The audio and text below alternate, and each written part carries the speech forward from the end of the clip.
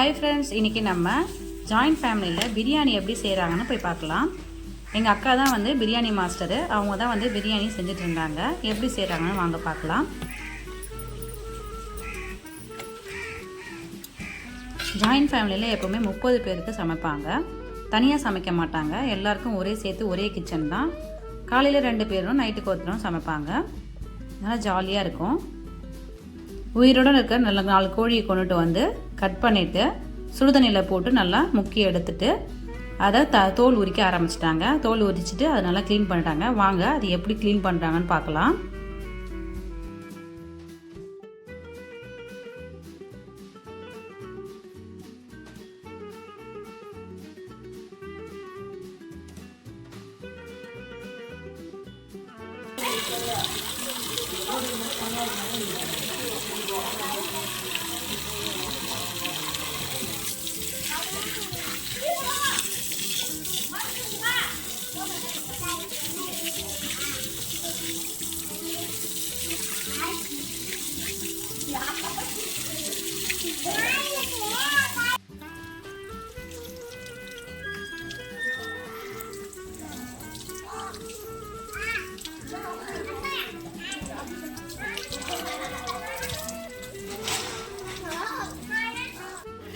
வீடு மட்டும் தனியாக வந்து கழனியில் இருக்கும். நல்லா என்ஜாய்மெண்ட்டாக இருக்கும். சுற்றி நேச்சுரலாக தான் இருக்கும். சூப்பராக இருக்கும்.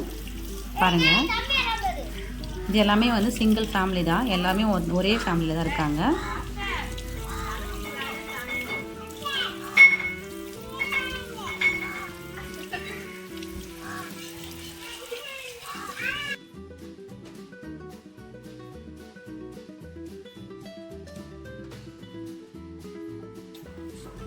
எங்கள் தங்கச்சி, எங்கள் அத்தை, எங்கள் பெரியம்மா இவங்க எல்லாருமே ஒன்றா சேர்ந்து உட்காந்துட்டு வெங்காயம் அரிய ஆரம்பிச்சிட்டாங்க. ஒருத்தர் க்ளீன் பண்ணி கொடுத்தாங்க, ஒருத்தர் நல்லா அரைஞ்சி வச்சுட்டே இருந்தாங்க. கறியும் கட் பண்ண ஆரம்பிச்சிட்டாங்க. குட்டீஸ் எல்லாமே சுற்றி வேடிக்கை பார்த்துட்டு ஜாலியாக என்ஜாய் பண்ணிட்டு இருந்தாங்க.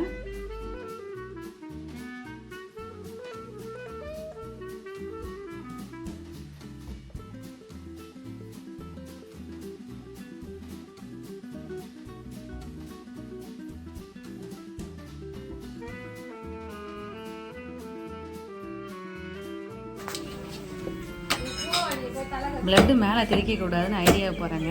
எப்படி வந்து கட் பண்ணுறாருன்னு.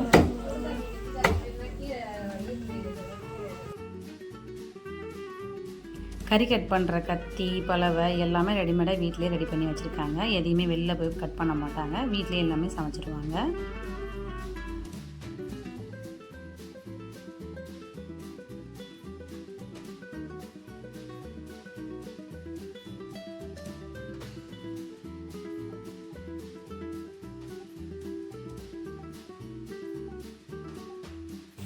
எப்போவுமே விறகு அடுப்பில் தான் சமைப்பாங்க. இதுதான் விறகு ஸ்டோர் பண்ணி வைக்கிற இடம். அடுப்பு பக்கத்துலேயே வந்து விறகு எல்லாத்தையும் ஸ்டோர் பண்ணி வச்சுருவாங்க.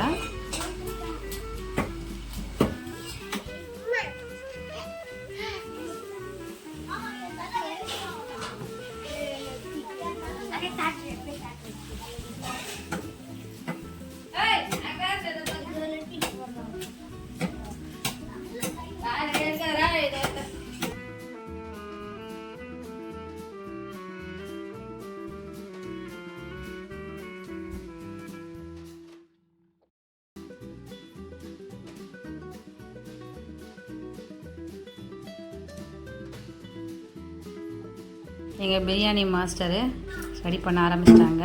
எல்லாம் ரெடி ஆகிடுச்சு. அடுப்பை பற்ற வைக்கிறதுக்கு பாத்திரத்தை கொண்டுட்டு வந்து அடுப்பில் வச்சுட்டாங்க. அதே சமயம் வந்து அதில் இருந்த கால், ஈரல் எல்லாம் எடுத்து எங்கள் அண்ணி வந்து தனியாக சமைச்சிட்டாங்க. தேவையான பொருள்லாம் பாருங்கள். முன்னாடியே வந்து மிளகாத்தூள், தயிர், லெமன் எல்லாத்தையும் சேர்த்து கறியை ஊற வச்சுட்டாங்க. அதுக்கப்புறமா தான் அடுப்பை பற்ற வச்சாங்க.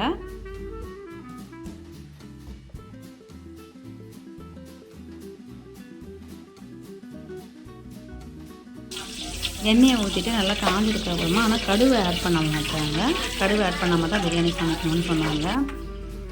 தேவையான பிரிஞ்சி, பட்டை, இலை இது எல்லாத்தையும் வந்து எண்ணெய் காஞ்சதுக்கப்புறமா அதில் போட்டுட்டு நல்லா வறுத்துட்டு, பிரியாணி பார்த்திங்கன்னா 12 கிலோ கறிக்காக ரெடி பண்ணாங்க. பச்சை மிளகாவை சேர்த்து நல்லா வதக்கினதுக்கு அப்புறமா அது கூடவே வந்து வெங்காயத்தையும் சேர்த்துக்கிட்டாங்க. வெங்காயத்தை சேர்த்துட்டு நல்லா வதக்கிட்டாங்க.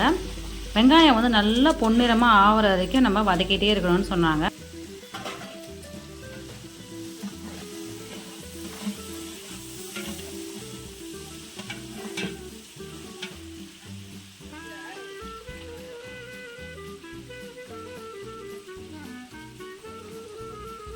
நம்ம வந்து தீ வந்து ஃபஸ்ட்டு வந்து வெங்காயத்தை நல்லா பொன்னிறமாக ஆகிட்டு அரிசி போடுறதுக்கு முன்னாடி வரைக்கும் நல்லா தீ வைக்கலாம். அதுக்கப்புறம் வந்து தீ வைக்கக்கூடாது சொன்னாங்க. அதனால் முன்னாடியே வந்து ஃபஸ்ட்டு நிறைய தீ வச்சு நல்லா வதக்கிட்டே இருந்தாங்க.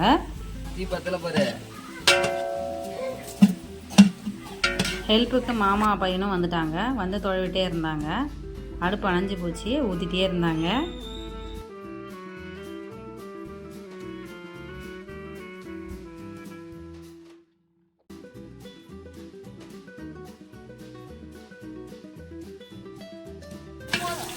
வெங்காயம் இன்னும் வந்து வதங்கலை, இன்னும் கொஞ்ச நேரம் வதக்க சொன்னாங்க.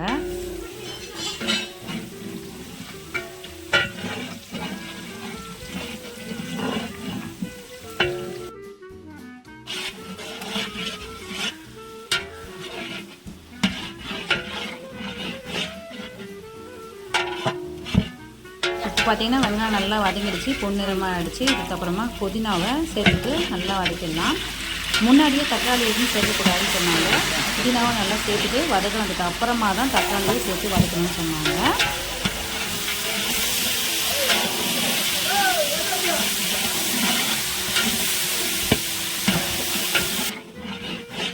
புதினா நல்லா வதங்கிடுச்சு. அது கூடவே இஞ்சி பூண்டு பேஸ்ட்டை வந்து சேர்த்துட்டாங்க.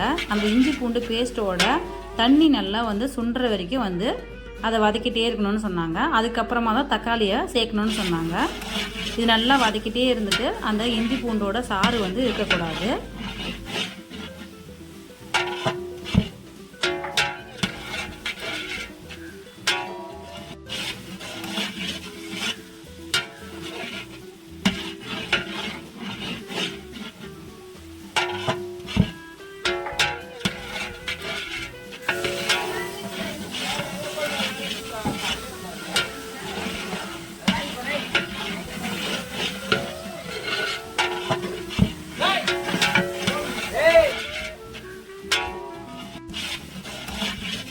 இஞ்சி பூண்டு நல்லா வதங்கிடுச்சு. தக்காளி ஆட் பண்ணலான்னு சொல்லிட்டாங்க.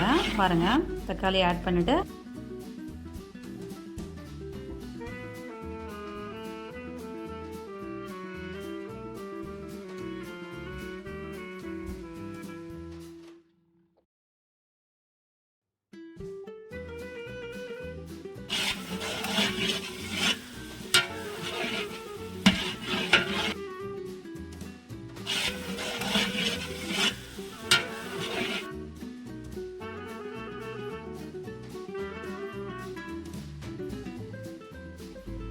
தக்காளி நல்லா வதங்கிடுச்சு. அது கூடவே கறியும் சேர்த்து நல்லா வதக்கிட்டே இருக்க.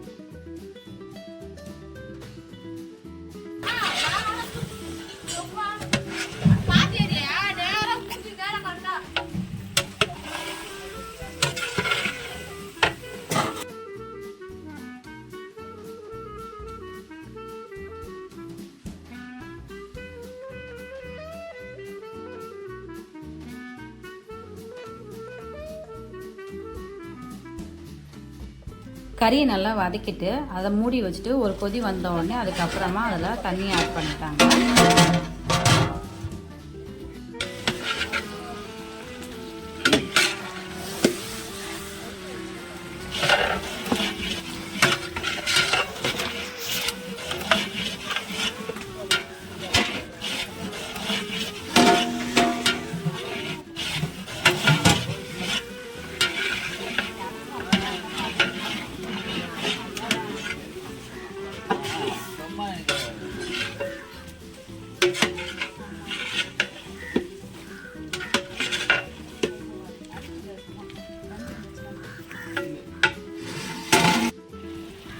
தேவையான அளவுக்கு உப்பை சேர்த்துட்டு நல்லா வந்து கிளறி விட்டுட்டாங்க.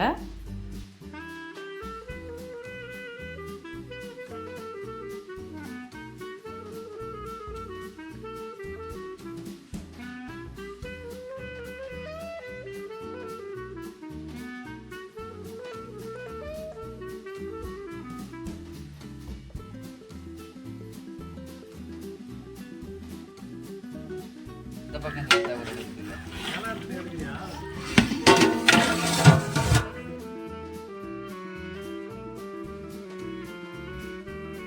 தண்ணி சேர்த்ததும் அதை நல்லா மூடி வச்சு ஒரு கொதி வந்ததுக்கப்புறம் தான் அரிசியை வந்து சேர்க்கணுன்னு சொன்னாங்க. அதனால் இதெல்லாம் தண்ணி ஊற்றி நல்லா கலக்கிட்டு அதை மூடி வச்சுட்டு அதுக்கப்புறமா ஒரு கொதி வந்ததுக்கப்புறமா ஆட் பண்ண ஆரம்பிச்சிட்டாங்க.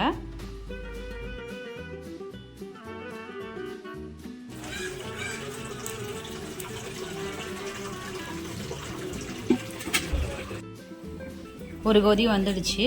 கழுவி வச்சுருக்க அரிசியை சேர்த்துட்டாங்க. இதில் வந்து புல்லட் அரிசி தான் சேர்த்தாங்க, பாஸ்மதி அரிசி சேர்க்கல. புல்லட்லேயே வந்து பிரியாணி அரிசின்னு தனியாக விற்கிறாங்க, அந்த அரிசி தான் நாங்கள் சேர்த்தோம்.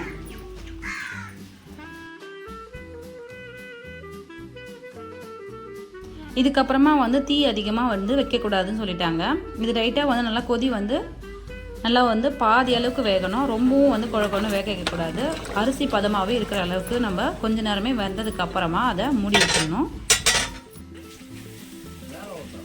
விறகவே வைக்காமல் நிறுத்திட்டாங்க. இந்த விறகு கொஞ்சம் எரிஞ்ச உடனே அந்த நெருப்பு எல்லாத்தையும் வெளியில் தள்ளிட்டு ஒரு தடவை மட்டும் நம்ம அடி பிடிக்காத அளவுக்கு சாதத்தை கிளறி விட்டுட்டாங்க. அதுக்கப்புறமா வந்து மூடிட்டு நல்லா தொடச்சி விட்டதுக்கு அப்புறமா மேலே தம் கட்ட ஆரம்பிச்சிட்டாங்க.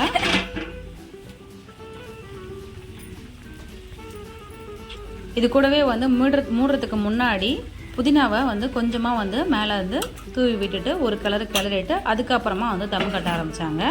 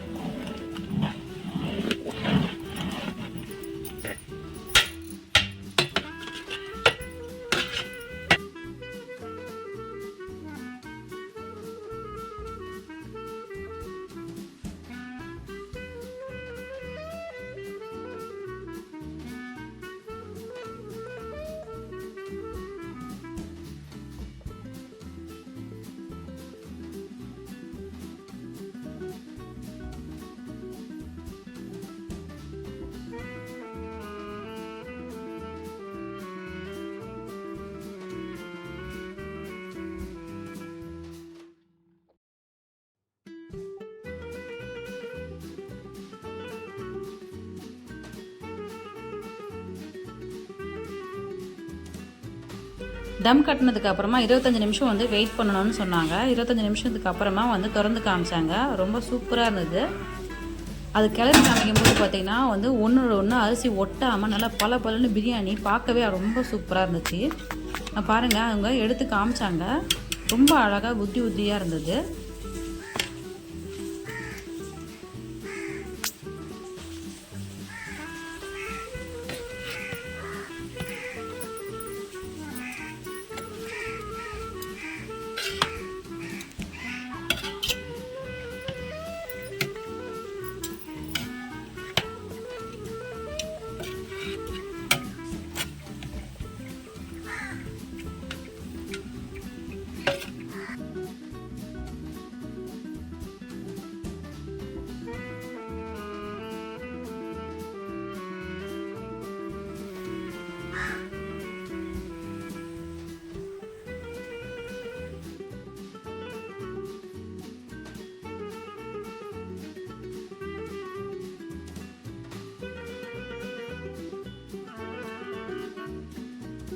எனக்கு சமைச்சதுக்கப்புறம் பார்த்திங்கன்னா அதை பார்க்கும்போதே வந்து சாப்பிடணும்னு தோண ஆரம்பிச்சிச்சு. கேட்டதான் கொஞ்சம் பிளேட்டில் எனக்கு தனியாக வந்து ஃபஸ்ட் எடுத்த உடனே போட்டு கொடுத்துட்டாங்க.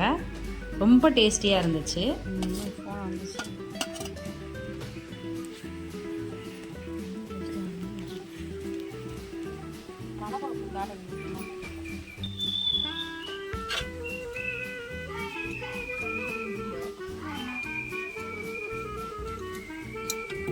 அழகாக மொத்தமாக வந்து ட்ரம்மோடு தூக்கிட்டு போயிட்டு உள்ளே வச்சுட்டாங்க. எல்லோரும் சாப்பிட்றதுக்கு ரெடியாக ஆரம்பிச்சிட்டாங்க. எல்லோரும் இலையில தான் சாப்பிட்டோம். வீட்டு பக்கத்துலேயே வந்து தோட்டம் இருக்குது. அங்கே போயிட்டு வாழை மரத்தில் இலைய எல்லாத்தையும் வந்து கட் பண்ணி எடுத்து கொண்டு வந்துட்டாங்க.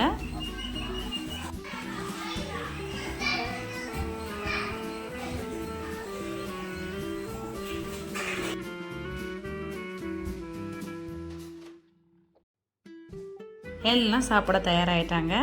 பிரியாணியும் எல்லாருக்கும் பரிமாற ஆரம்பிச்சிட்டாங்க. எல்லாம் விரும்பி சாப்பிட்டாங்க. காரமும் திட்டமாக இருந்துச்சு.